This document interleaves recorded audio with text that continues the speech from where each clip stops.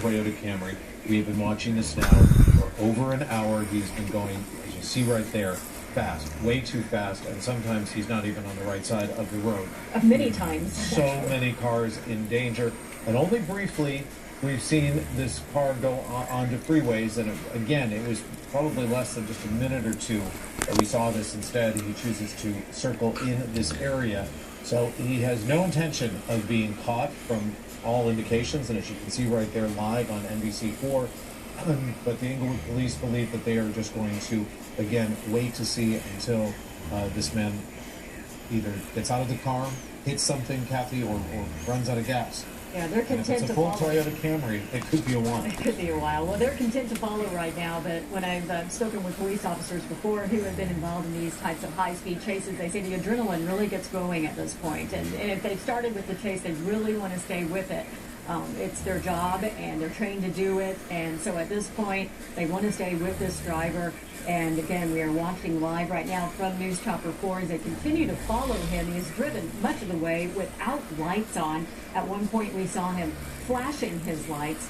And we hated to say it seemed like he was taunting police, but it's absolutely the fact when he would drive at their patrol cars, drive without lights, and on the wrong side of the road and weaving for no reason. And as we bring into Alex Calder at home as well, we want to let you know that if NBCLA.com is also streaming this live on our website, and so you have access to it there as well.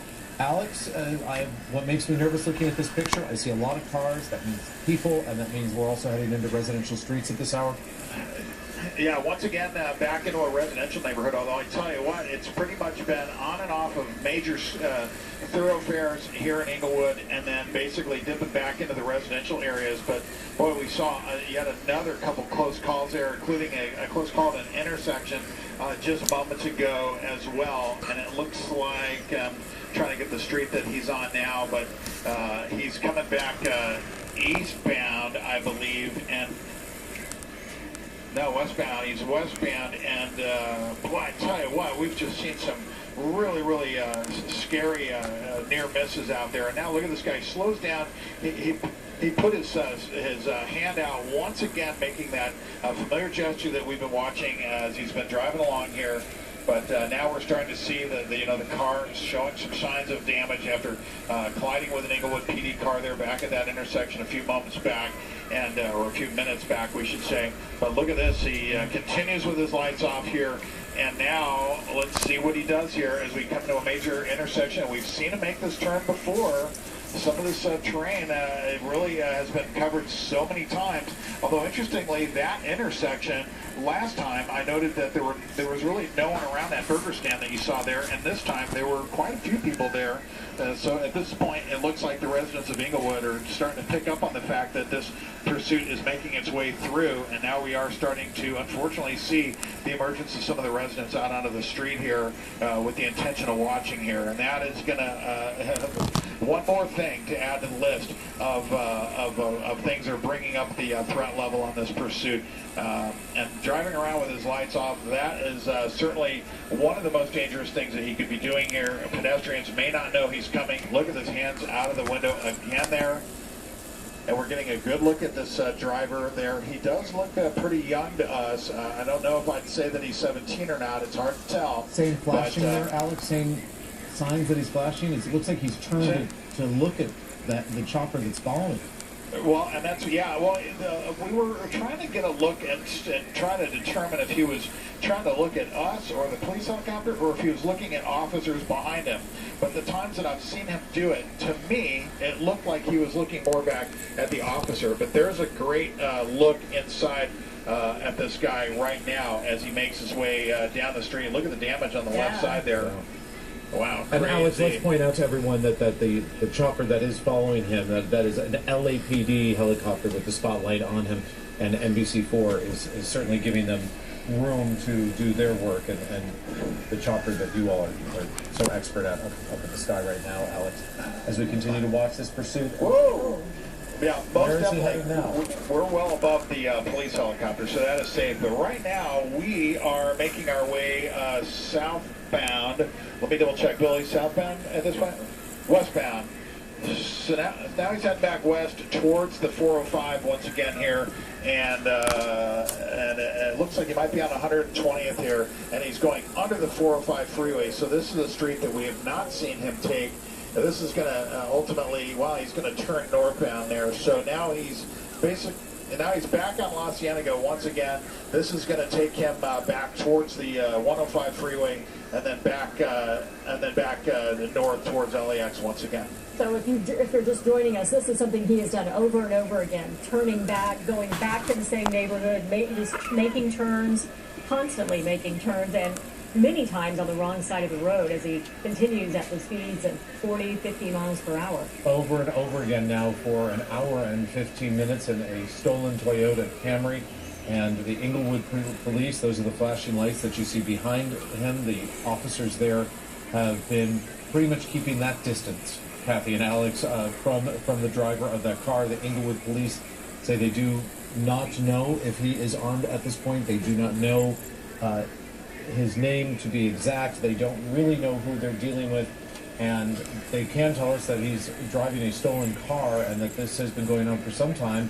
And though, as Alex Calder has pointed out, that they have gone into areas like Lenox, which is part of the LA County Sheriff's Department jurisdiction, and also into the city of LA. The Inglewood Police Department has told us they're going to go this right now alone and not ask for assistance. Alex? Well, we're just coordinating not only with the tower, but also checking in. There's a CHP officer right there. Now that's kind of a new element to this as well, and it's certainly good that he's there, because if this guy decides to get on the 405 either direction, the CHP is going to be right there and can quickly intervene and get involved if that's what Inglewood wants. Right now, that's the 405 off the right side of the picture that you see. So he's on La Cienega. He just essentially drove under where planes would normally be coming into land, although because it's a late hour of night here, there have been no planes coming into land for a while now. They switched the pattern at night where the planes come in over the ocean for noise abatement. So now he's coming back across the 405 for the umpteenth time here, really. We've seen him cross here several times. He's on Arbor Vitae once again. Arbor Vitae, where this all began, we believe, right? This is where we certainly first heard it. So yeah, absolutely. Wow, what an interesting pursuit here, and it's going to be curious to find out what all the details of this are, of course, once it's all done here. But right now, he continues. He's in a nice, well-lit area here. Good for officers, considering this guy has his lights turned off. And again, if you're just joining us by chance here at, coming up on 1 o'clock in the morning here on NBC4, this is a pursuit that we first started covering during our 11 p.m. newscast. This is a stolen Toyota. The driver of the car appears to be a young male. Some reports have this the person to be 17 years old, although the Inglewood Police Department has not been able to confirm that. There's also some mention that he may be affiliated with a gang. We've seen the driver holding his hand out of the window at times, flashing what appeared to us to be gang signals. Inglewood PD, still the lead agency pursuing this guy. He's driven through several other jurisdictions, including Manhattan Beach, LA County, LAPD. But right now, Inglewood's holding onto it, although they do have an LAPD helicopter overhead. That's I believe, the second LAPD helicopter that's been involved after the first one needed to depart the scene to go get fuel. And right now, we just watched as this guy made one of the longest straight runs there for a while, because for the most part, he's been making turn after turn after turn. And now we're watching him back into his familiar pattern here of driving in the center turn lane, occasionally even driving opposing traffic.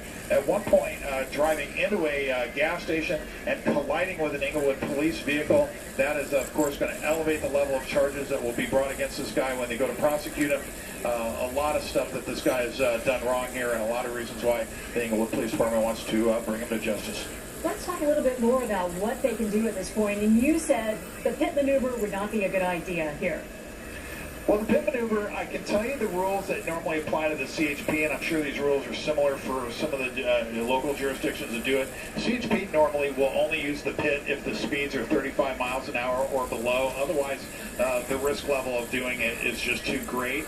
I am not clear if the Inglewood Police Department does the pit maneuver, but I can tell you that from the looks of things, they are probably one of the agencies that does not do it. And here you go into an intersection here. He slows down greatly as he comes across La Brea. Officers all then slowing down in sequence there, and then the guy will speed back up again.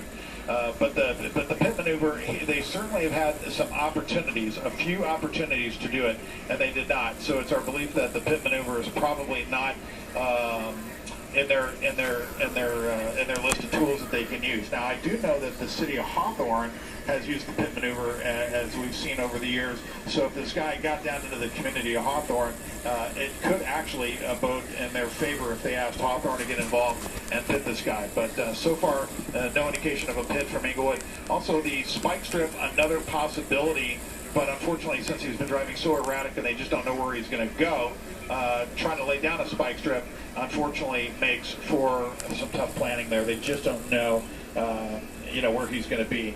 He's currently eastbound. Looks like he's on Century, I believe, crossing onto the 405 once again. Yeah, that is definitely Century. He comes up to La Cienega, and once again, he turns northbound on La Cienega. We've seen him on this stretch several times here, so this is kind of part of his circuit here. And again, for me, I would think that the Inglewood Police Department would probably be considering, they'd be really looking at the idea of possibly putting a spike strip down here. We're going to be actually having to depart here for fuel in the next couple minutes. So unfortunately, we're going to have to depart the scene here, but we're going to continue to watch this as long as we can while we start to make our way out of the area here. But here you go, back to Arborvitae, across the 405. Oh, look at this, right at another vehicle that pulls over. Another close call. Back to you guys. Alex, you need to do what you need to do and certainly pull off to make sure that you get gas as we continue to watch this police pursuit, as Alex just told us. We have a very young driver, possibly as young as 17, who is behind the wheel of a stolen Toyota Camry, and this police pursuit has been pretty much centered around Inglewood, and right now it's going on about an hour and a half. Yes, it's been going on since our newscast. We were hoping to cover the Golden Globes and all of the award winners, but this happened, and now the safety of the public is in danger right now. What we've seen here is him circling around these same neighborhoods. It's been Inglewood, then to Hawthorne, Manhattan Beach, but always back to the same area. So we wonder if he was going to an area that he knows, as they so often do, or maybe looking for a place where he could bail out, but we haven't seen any of that yet. We've seen him going down alleyways into a gas station parking lot, to another parking lot. Flashing gang signals to police, taunting them, and just sort of taking them on this big circle through the same streets over and over and over again. Alex, I understand we only have about 2 minutes with you. I'm going to have you go ahead and narrate us through the final minutes before you have to move on.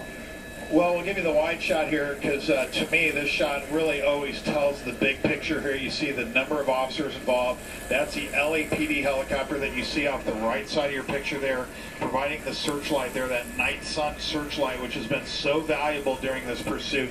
And again, this guy once again now on the west side of Hollywood Park Racetrack now, as he kind of makes his slow trek southbound here. The LAPD helicopter has done a great job of keeping this guy in their sights, even with jumbo jet traffic going into LAX passing by. So kudos to them and to the Inglewood Police Department for keeping it safe and doing a great job of keeping their cool during what has been a very intense pursuit here. But right now he's back westbound. I believe he's on Century. Look at that cross traffic right there. He goes through a red light, and he does this move every time here. He slows down right after he comes through the light, and all the officers have to slow down. There they all are. Now he's in the wrong lanes of traffic once again. Again, part of this familiar pattern that we've gotten to see with this guy. And he's making his way back off to the west and towards LAX once again. And again, thankfully for the law enforcement helicopters on this, no airplanes coming in from east or west tonight, just just airplanes coming in over the ocean at this hour. So hopefully Inglewood PD can get this one taken care of. But there you go. There's some pedestrians out on the street, and that's kind of this new thing that we're really seeing. It hasn't been all that bad for about the last hour or so, but now we're starting to see people making their way out onto the street to watch this pursuit. Please, if you see the pursuit coming your way, at least stay, on your property, well out of the way, and don't get involved here. It's the last thing the Inglewood PD needs. Yeah, anything can happen when you're talking about chasing a pursuit suspect and he's driving at these speeds. Anything can happen, and really, it's just not. It's very dangerous to be out. Most definitely, and unfortunately.